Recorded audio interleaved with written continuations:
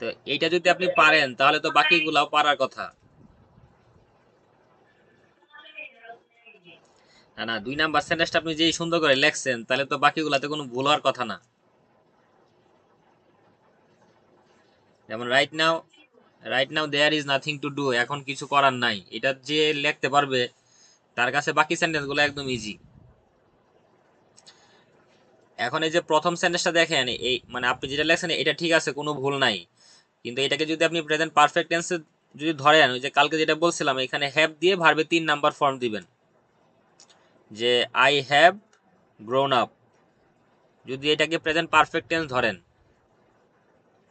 আর আপনি যেটা লেখছেন এটাতে কোনো ভুল নাই, এটাও হইছে, কোনো সমস্যা নাই,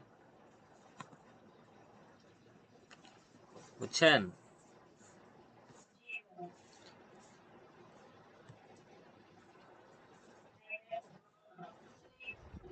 এইটুকুই, গ্রোন আপ হেয়ার দিয়ে দিবেন।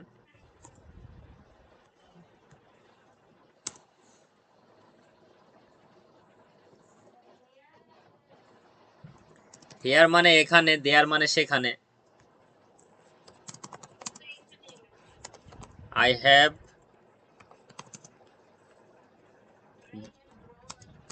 হেয়ার, হেয়ার দিয়ে যেটা দেন সেটা নিয়ে সমস্যা নেই, আপনার টেন্স ঠিক থাকলে হয়েছে। তারপরটা দেখেন,